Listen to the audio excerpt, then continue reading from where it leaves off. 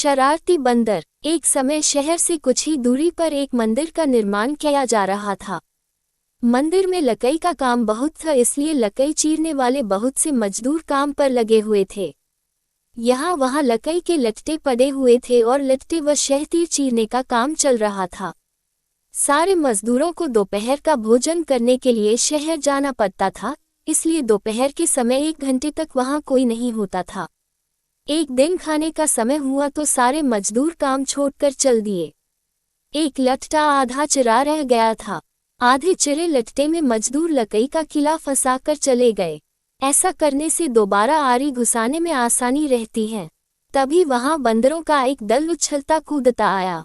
उनमें एक शरारती बंदर भी था, जो बिना मतलब चीजों से छेड़छाड़ करता रहता था। पंगे लेना उसकी आदत थी। बंदरों के सरदार ने सबको वहां पड़ी चीजों से छेड़छाड़ न करने का आदेश दिया। सारे बंदर पैदों की ओर चल दिए, पर वह शैतान बंदर सबकी नजर बचाकर पीछे रह गया और लगा दंगेबाजी करने। उसकी नजर अधरे लट्टे पर पड़ी।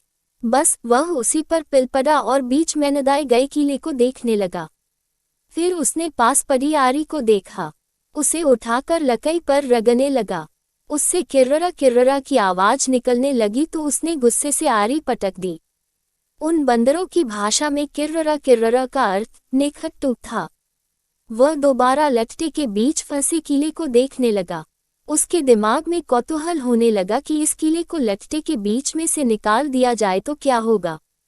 अब वह किले को पकड़कर उसे बाहर निकालने के लिए जोर आजमाइश करने लगा। लट्टे के बीच फंसाया गया किला तो 2 पार्टों के बीच बहुत मजबूती से जकड़ा गया होता है, क्योंकि लट्टे के 2 पार्ट बहुत मजबूत स्प्रिंग वाले क्लिप की तरह उसे दबाए रहते हैं।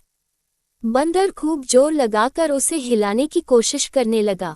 किला जोर लगाने पर हिलने व खिसकने लगा तो बंदर अपनी शक्ति पर खुश हो गया। वह और जोर से खौं खौं करता किला सरकाने लगा। इस धींगा मुश्ती के बीच बंदर की पूंछ 2 पार्टों के बीच आ गई थी, जिसका उसे पता ही नहीं लगा। उसने उत्साहित होकर एक जोरदार झटका मारा और जैसे ही किला बाहर खींचा, लट्टे के 2 चिरे भाग फटाक से क्लिप की तरह जुट गए और बीच में फंस गई बंदर की पूंछ। बंदर चिल्ला उठा। तभी मजदूर वहां लौटे। उन्हें देखते ही बंदर ने भागने के लिए जोर लगाया तो उसकी पूंछ टूट